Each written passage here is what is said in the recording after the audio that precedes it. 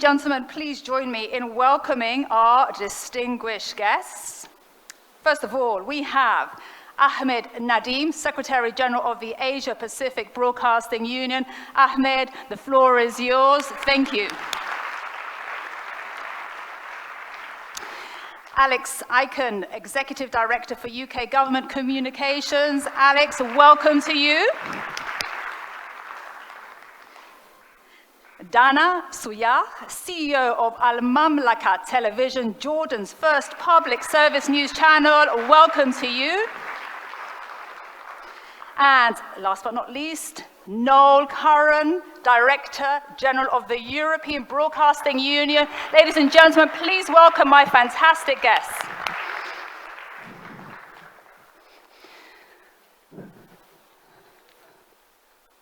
Hello again. Right.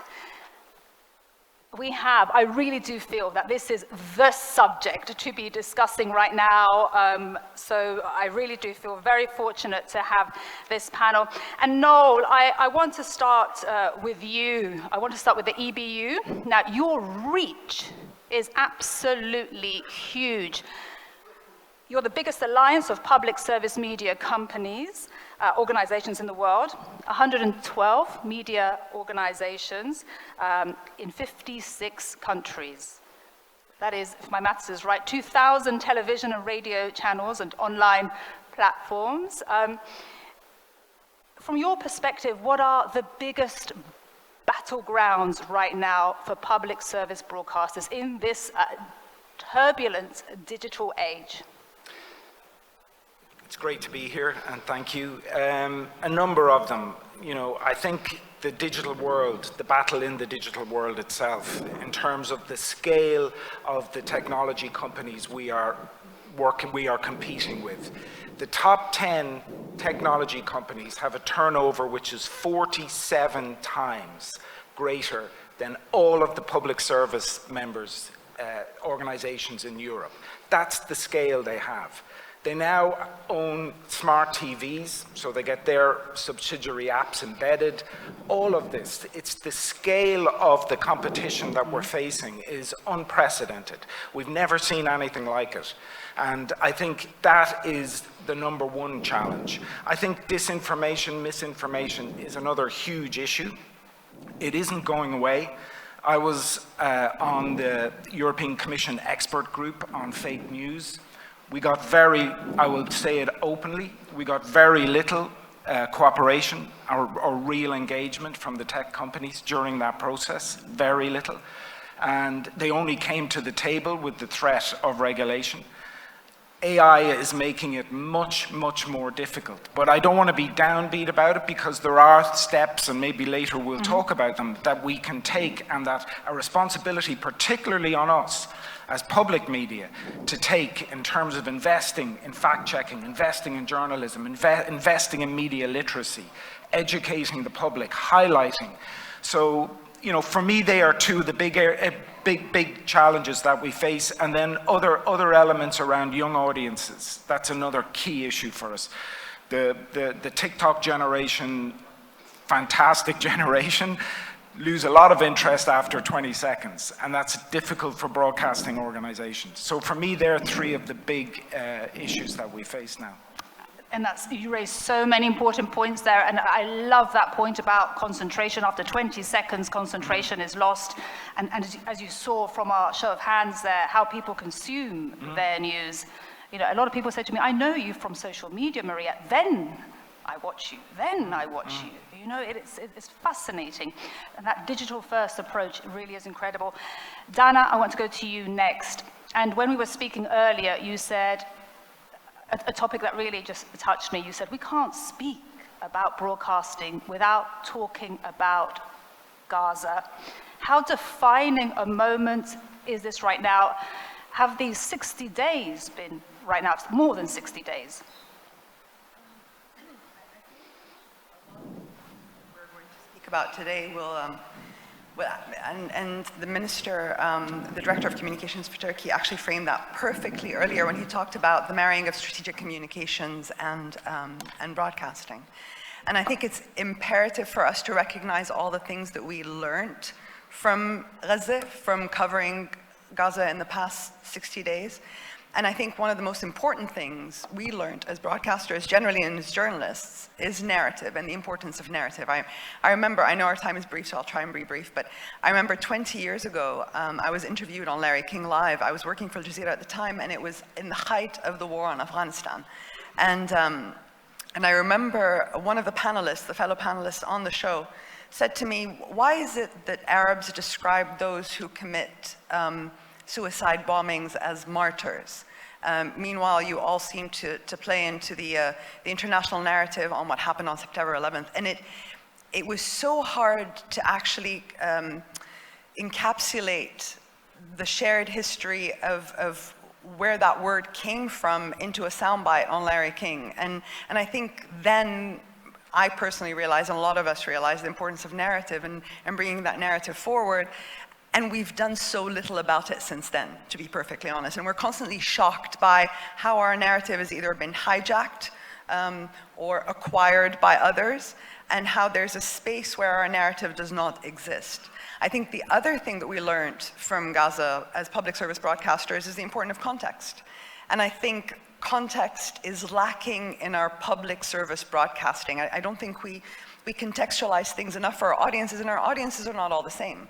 At the end of the day, there's a generational gap that happens, and there's a history that's lost.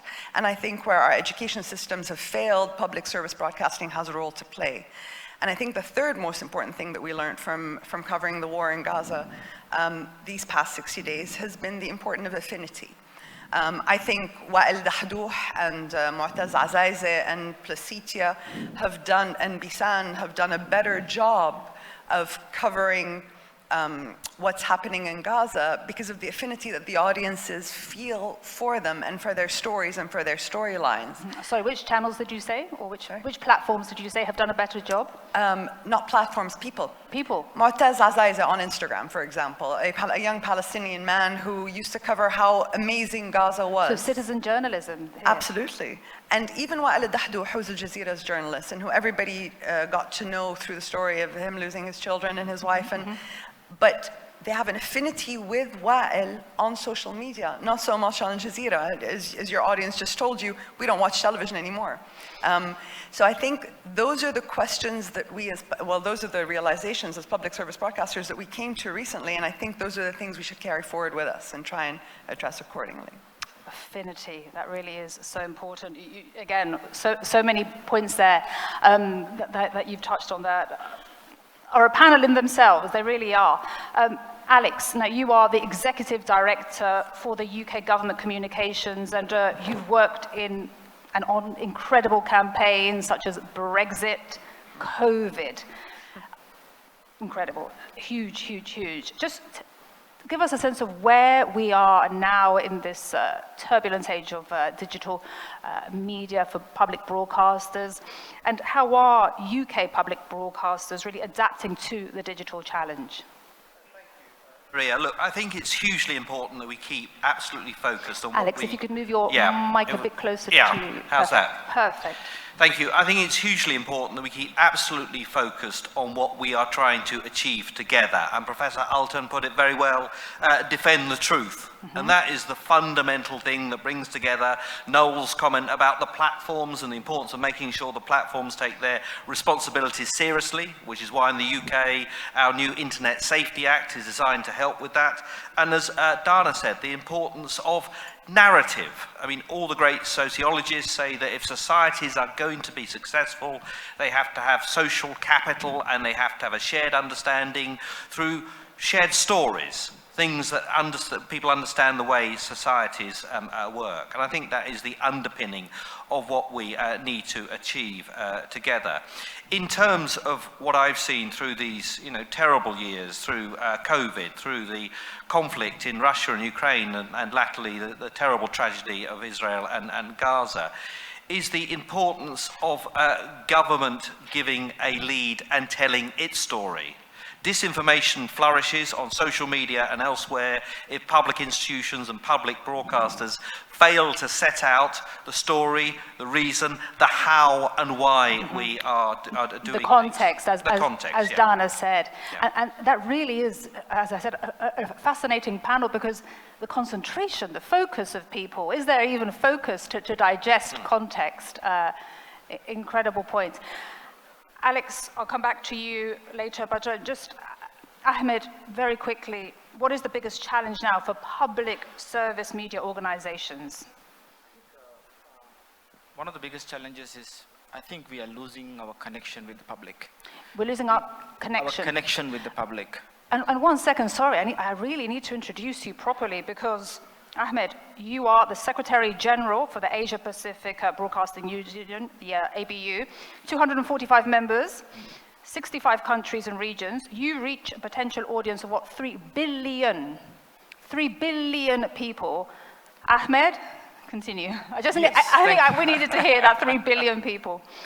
Yeah, we come from the biggest region, Asia Pacific region. So yeah, in terms of population, we are huge. So our collective members reach, actually, to be truth, close to 4 billion now. But as I said, the biggest challenge for us now, our broadcaster members, is I feel that we are losing that connection with the public. We call ourselves public service broadcasters, but in the area of competition right now, especially in the digital area, I think we are too focused on the competition that we are losing the connection with the public. What do public want from us? What they want from us is exactly what Prof. Altunos said, truth. We need to guide them. We are in an area where news comes from everywhere. As you were questioning to the audience just now, I think there were more hands raised to saying that they get their news more from other platforms than the television. So these news sources that they are getting through social media and all is all driven by what they believe. Everybody selects the news according to their own beliefs. So this is where the threat of disinformation and misinformation comes strongly. We, as public service broadcasters, we need to guide them. We need to guide them to the truth.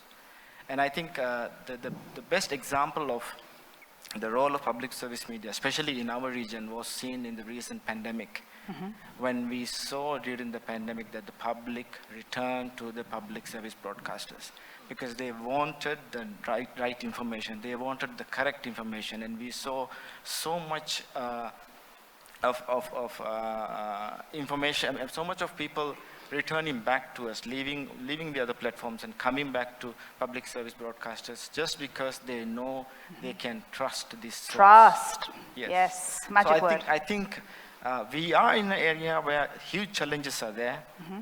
Digital platforms are a huge challenge.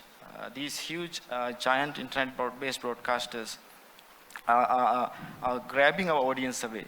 But at the same time, while we are competing with these platforms, we should not lose our integrity and our credibility. Absolutely. That's do not lose our community, did you say? The integrity and our credibility. And credibility, absolutely. And this is what will bring the public back to us. We should not lose those. Absolutely, absolutely. And I love what you say. We need to guide the public.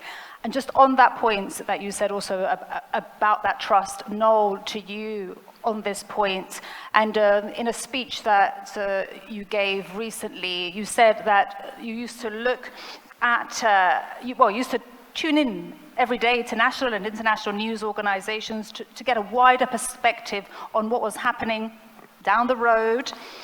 Because we had a relationship with those outlets, we felt that they were speaking directly to us and that we could trust them. And when I read that, I just remembered myself growing up in the UK, News at 10, you listen, and you have a relationship with the organization, the anchor, the trust. Where is that trust today? And how do we get it back, as Nadine is saying? The trust is absolutely critical for us, as ultimately we are paid for by the public. And in some countries, you don't have a choice to pay for us. You either pay or you could end up in prison. That's a huge responsibility for public media. And that connection and that trust with the audience underpins that. But let's not kid ourselves. Trust in institutions, all institutions, is falling around the world. Trust in the media is falling. Politics is much more polarized. We have a much more sophisticated disinformation, misinformation. All of those things are contributing to a fall in trust. So how do we get it back? One, I would say, and I would have to say, but it is also the truth, that public media is the most trusted media in the world. And way ahead in terms of the situation in Europe, way ahead of commercial, way ahead of social media platforms. So it isn't that it has collapsed, but it is under pressure. So how do we get that trust back? We invest in our journalism. We invest in our fact-checking. We invest in the connection with the audience. Other things are, for me, equally important. We need to reflect the audience. We need to come from all, our workforce need to come from all social classes. There needs to be gender equality. There needs to be, you can't have white, middle-aged faces everywhere. You need to come from middle-aged, middle class. You need to come from the community. You need to reflect that community and reflect it back on itself. So there are the practical things around investment in journalism, investment in training, all of those things. But then there is the next step, which is the hardest step, which is a hard look at ourselves. Do we reflect the community that we represent? And if we don't, then we have to change. Absolutely. And Dana, I see you nodding there, and just that point you made about while the Al Jazeera journalist whose family was killed, yeah, that connection. With everything we've said so far, you are the CEO of a television channel. What does everything we're living through right now mean for your coverage, mean for disinformation and citizen journalists? I actually want to touch upon something that Noel just said, which I think is paramount for all of us going Then forward. If we move a bit forward to hear your beautiful voice better. Yes, thank you. I think what we all need to realize is that knowing your audience has changed in the digital age. So we all grew up with public service broadcasters having audience panels, and we have audience panels as well, just to hear that feedback from our target audience that Noel is speaking about, and that's important. And representation of that audience is very important. But I think with the accessibility of engagement now, it's become so much easier for you to understand your audience, as long as you're listening. As long as you're listening as long to as you're your listening, audience. absolutely, as long as you're listening. And we all, I can only speak for myself, but I come from a generation that thought if I listened for 2.5 minutes, then I understand the person who's standing in front of me or sitting in front of me. And that is no longer the case. Engagement means constant engagement. Yes. Means knowing how your audience feels about every issue, not just the one issue. We can no longer sit still and think they understand my brand core values just because at some point they used to watch me on television. And this is all encompassing public service broadcasters. The world is changing, and we're not changing fast enough with it, I think. But also, I think it's really important to speak about how you feed back into the tools that you use as journalists. I've been on a million panels in the past couple of years about how dangerous AI is for us as journalists. But at the end of the day, if you're part of that tool, if you give that tool enough feedback, I think you can actually have a hand in, this is a very basic thing, and of course the conversation is much bigger than that. But I think the best tools that we use in television were invented by journalists. That's the reality, always have been. And I think if we're part of the solution, we're on our way, I think.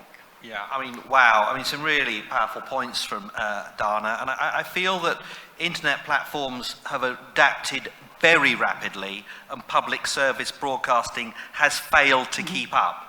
I had the privilege of visiting the excellent TRT studios yesterday, and there was I wasn't on, Alex. I know, I missed you. I did get a great picture in the studio.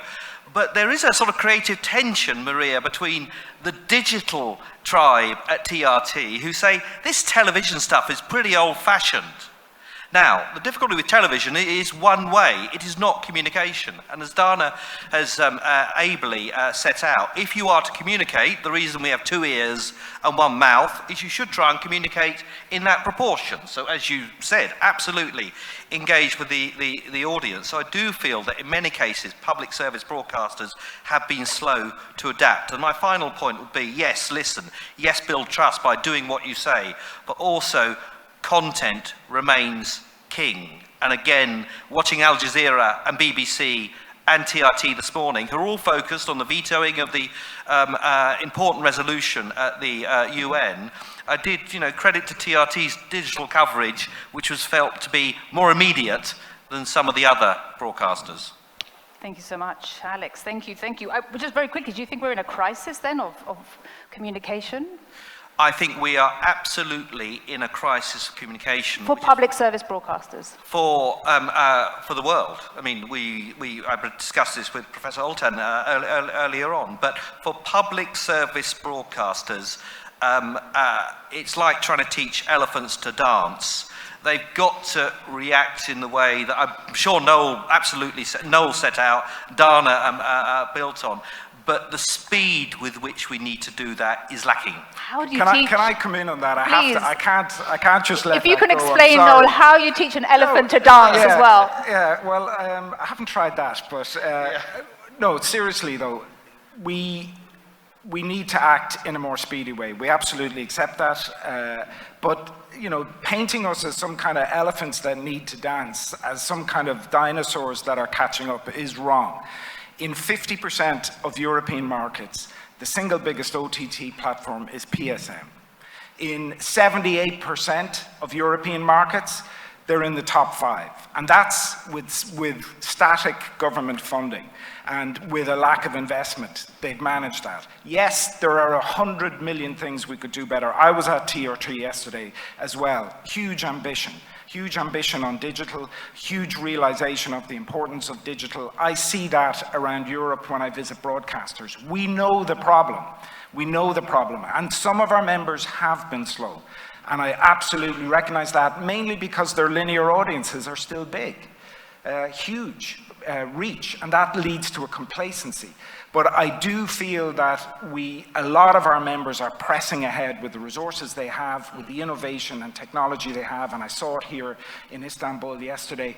And we are not out of this race. We are absolutely not out of this race. We are not out of this race. Ahmed, would you agree, or is it elephants learning how to dance? Where are you in this debate with your 3 billion audience that you reach? No, that's true. I think our public service broadcasters have been slow to react, have been slow to reinvent themselves and compete with the digital platforms. But why is that? Why is it? Because they are mainly because the national broadcasters, the public service broadcasters, or state broadcasters, as you may call, mostly in our region, for example, because they are held back by the policies.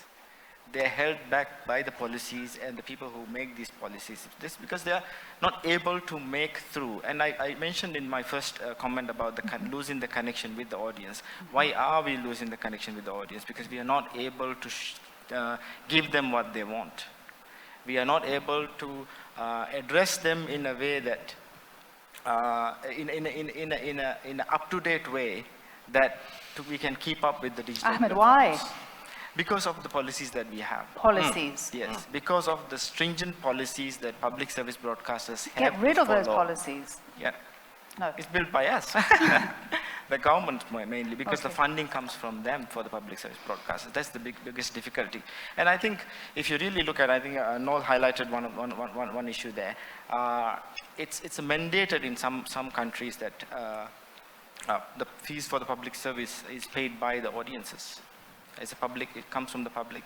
But why is it that we are happy to pay out $2 to $5 a month for platforms like Netflix or Amazon, but we stand back when we are asked to pay even maybe less than $1 to help your public service broadcaster? Oh, we pay in the UK. Yeah, why? But you don't pay happily, isn't it? We are happy to pay Netflix and other platforms, even $5 a month. We're then happy why to pay are for we- Netflix, but not for a public for the broadcaster. service Is this your broadcast- point, just for Yes, clarity? Yes, but why is that? Because public service broadcasters are not creating the value that the audience can appreciate. Not creating the value. Yeah, that's the main reason why. And we need to improve ourselves. And I think, if I may say, TRT World especially, and TRT, one good example of how public service broadcasters should reposition themselves, to reinvent themselves. And I'm proud that they are one of our members.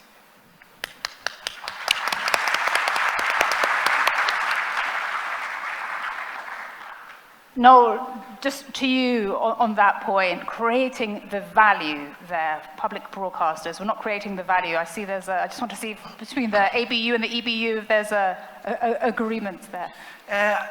I would say that in so many cases we do create value. In some cases we don't. We're not perfect. Perfection is certainly not a virtue I've ever claimed for public service media. But in some cases we do. In EBU this year we just bought the Olympic rights for all of our members, the biggest sports deal in public service history. What does that mean? It means that public all around Europe, hundreds of millions of people are going to get to watch all of the Olympic Games free. You know, that's huge.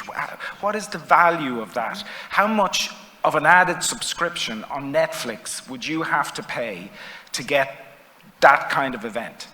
You know, we've similarly across sports rights, across drama, the news coverage in Gaza around all of our membership has just been extraordinary. And again, how much, if that wasn't there, do you see, part of the problem here is that it's there and it's free to air. So it's only when it's taken away that people actually realize, well, actually I missed that. Actually, I kind of missed that coverage. I missed having those sports events. And therefore that makes the value hard. But we are far from perfect. Some of our members are absolutely have not embraced the digital revolution enough. Some of our members are not giving enough value in areas, but we provide the broadest range of programming in Europe. You know, Netflix, very brilliant dramas, brilliant high-end dramas, old repeats, no news, no sport. You know, you go across the full range of what we offer, and I feel that there is value in what public service media. Maybe we don't explain that value properly to the public, and that's our fault. And maybe that's something we need to get better at, particularly now. But I do think that, like we've already heard that TRT's ratings are the highest in Turkey. We've seen that their TRT World is growing internationally. How do you put a value on that? You know, to me, there is a value in that. And we're only 8 years old. Just to compare with other channels that have a 100-year legacy or more, absolutely. Dana, I saw you nodding vigorously there. Adding a lot to what Noel Absolutely. There's one thing I just wanted to add to that, and again, maybe like the Director of Communication was saying, and what Noel was saying as well, I think public service broadcasters do need strategic communications to communicate what they do better. And I think in that, and as you said, Noel, if it were to disappear, you would understand the value a lot more. And I think that's actually very particular when it comes to younger generations. I think that, and speaking to what we were talking about earlier, media literacy, misinformation, all of those things, I think public service broadcasters can actually play a role in communicating and educating. I think if public service broadcasters disappear tomorrow, you'd lose a generation very easily. If you could say that again, Dana, just with your mic closer. Sorry. I think if public service broadcasting disappears tomorrow, you lose a generation, and you lose it very, very, very fast. I work for a news channel, but I absolutely understand the importance of legacy media and TRT and BBC and others in educating younger generations and giving them that relevant, informative content that you would not get anywhere else and you don't have on social media platforms independently of public service broadcaster. And I think that's very important to keep remembering. Absolutely. Yeah. Alex, should we be having a digital-first approach? It's all digital. I mean, the Wall Street Journal and Washington Post I read on my mobile phone, so it is all convenient. How do you consume your news? I rely on my, that's my world. That's my contact database. That's where I go for everything. And it's an extraordinary change. And that's before we start talking about artificial intelligence, which Professor Alton mentioned earlier. I was slightly taken aback when you talked about 20 seconds. The UK government's view of whether content will survive or die is 7 seconds. 7 seconds. 7 seconds. And I started producing party political broadcasts back before you and Dana were born. They were 15 minutes long. Extraordinary. So 15 minutes to 7 seconds. So defend the truth. And again, as Professor Alton said, it is about educating, informing, and enriching. But it has to be a foundation of values, truth told well, to support Noel's aspirations, which I completely agree with. Thank you so much. Ahmed, are we seeing the death of traditional media? I think if you look, you can look at it in two ways. When for example, FM came along, everybody thought that AM signal will die and the newspapers will die. When TV came along, everybody thought that radio is going to die. When internet came along, now we are thinking, yeah, traditional media as it is going to die. No, but it has a role in the public. It has Thanks, a role otherwise to I don't play have in a our job. lives. So so many of us, we won't have a job. Yeah. No, I think the approach is what is important. I think creating that value, how can we change ourselves, transform ourselves, as Prof. Alton said. We need to be brave. We need to transform ourselves to wake up and reach out to the people. If public wants us to be on the mobile phones, we need to be on the mobile phones. If they want us to be on the social media, we need to be on the social media. And we need to be the first before anybody else is there. And if we take an approach like that, definitely traditional media will live. And we can be stronger than before. We've been wonderful storytellers in the past. We can still reinvent ourselves and go on telling wonderful creative stories. Absolutely. Absolutely. Now, AI, what role does this play? Noel, you said that AI is going to make things even worse when you were speaking outside. Why? It's going to make identifying disinformation more difficult because it's just so much more sophisticated. AI is already in use around 73% of our members use AI. There's a new emphasis on it and a new sophistication, and it will advance very rapidly. We had an AI summit last week in Geneva, and the chief scientific officer of Microsoft was there, and he was asked what will the implications of AI be on quality journalism. And I actually admired him because he gave a very honest answer, and he said, I'm not sure. I don't know. We're going to need to wait and see. For me, a lot of journalism is going to change. A lot of the general journalism that you do is going to be AI generated. Rupert Murdoch recently, when News Corporation announced, the giant News Corporation announced poor results, he was asked, what are you going to do? And his first answer was, we're going to use more AI. So that cost imperative is going to drive it as well. And that's why, but there's a lot of positives in it, a lot of positives. That's why we need to get the ethics right. We need to get the regulation right. We need to look at ourselves in terms of what is the human interaction and the end human control over this, and editorial control. So I'm not negative about AI. Scared to some degree if we don't get the fundamentals right on ethics and regulation and workflows and how we're going to manage it. But there is a lot of potential upside, a lot of downside, but a lot of potential upside as well for our industry. Great to hear, absolutely great to hear. Dana, I want to ask you any thoughts you have about AI as well, and also a point that is so key right now for so many journalists in this room, so many social media users, digital bullying. Given the misinformation, the disinformation right now, I've personally even stopped tweeting as much because I get people sending me things, you should be tweeting this, tweeting that. I don't have time to fact check. I'm on air for 6 hours. And we have so much more pressure right now. Those are two very interesting points. So on AI, I think, truthfully, I think we don't know, as you mentioned. I'm an eternal optimist, and I always feel like journalists will use their tools better, I claim, than most people. So I think we'll find a way to work alongside it. But regulation is also very key. This is a very important thing. And you come across, especially now, you come across so much content online that is not sourced or verified, and I think those labels have to happen across the board and very quickly, and within a context of regulation. I think that's paramount. As far as cyberbullying is concerned, I think we were unprepared for a lot of things in the increasingly small world that we live in online.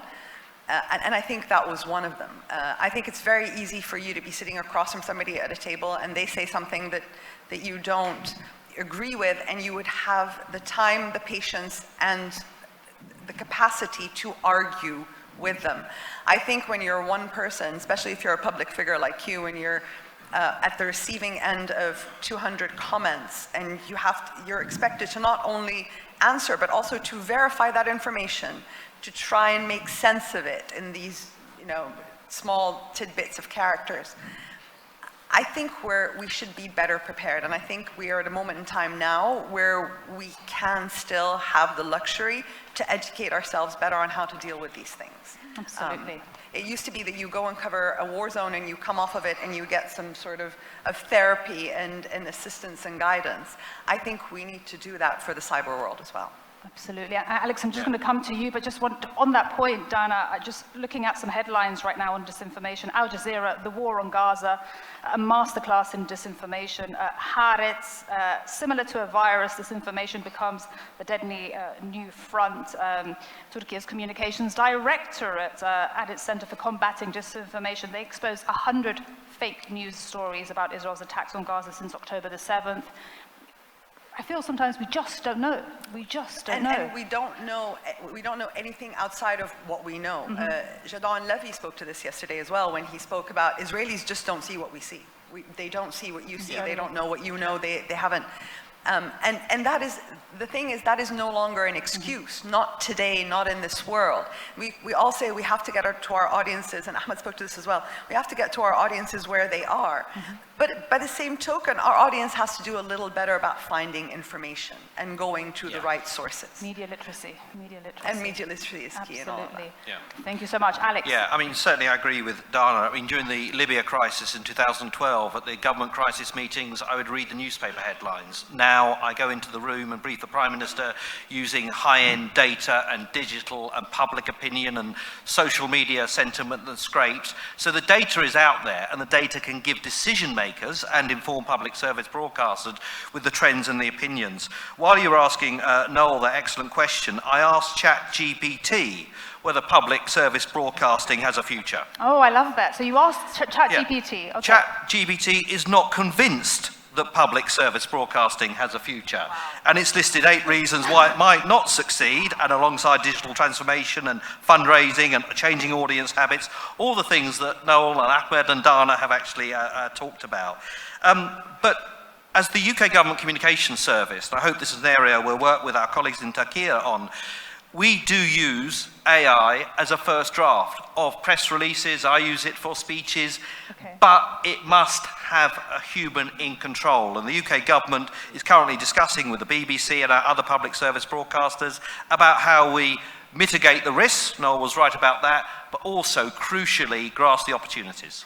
Okay, Noel, I have to let you write a reply there to ChatGPT as a true journalist. What would you say to ChatGPT? I did my undergraduate research a long time ago, even though I look so young, a long time ago, and I did my master's in European broadcasting policy. And at the time, I went around all of these experts on public service media, and none of them, not one of them, would go on the record to say that public service media would be around in 20 years' time. And that was longer than 20 years ago. So we have been written off before. On a serious note, if we are going to survive, we're going to have to change. Continue to change. Digital, digital, digital. That is where the future is. Keep the connection with the audience and keep the trust. And then we do have a future. Yeah. I love that. Digital connection, and keep the trust, right, with the audience. We are coming to an end of our panel. I'm just going to quickly go to you, Ahmed. Any final thoughts? And then I'll get a quick final thought check from you all. I think I just want to repeat what Prof. Altun said. We need to be brave. We need to transform ourselves. We need to meet the audience in the right way, be relevant, and continue doing what we are doing, but in a better way. Absolutely. Yeah. Final thoughts, I Alex? agree with Ahmed on bravery, and to channel Tim Davie, and I'm a great supporter of the BBC and our public service broadcasters. He said recently, to succeed, we need to grow, go digital, increase access, and have an enabling legal environment. I think that's right. Perfect. Dana, last thoughts from you. I think a lot of times when we talk as public service broadcasters, we sound very archaic, like we have to catch up, instead of just being part of a conversation that's ongoing and evolving with it and in reinventing ourselves within that. I think it's important that we engage, and I genuinely believe that. As long as you're talking to your audience and you're getting the right feedback from your audience, you can do your public a service through that. Fantastic. We have come to an end of this discussion. Ladies and gentlemen, please join me once again in thanking our panel here. Ahmed Nadeem, Alex Aiken, Dana Suyak, and Noel Curran. Fantastic panel. Thank you so much. Thank you so much for being a wonderful audience. Thank you. Tashakura Derin. Thank you.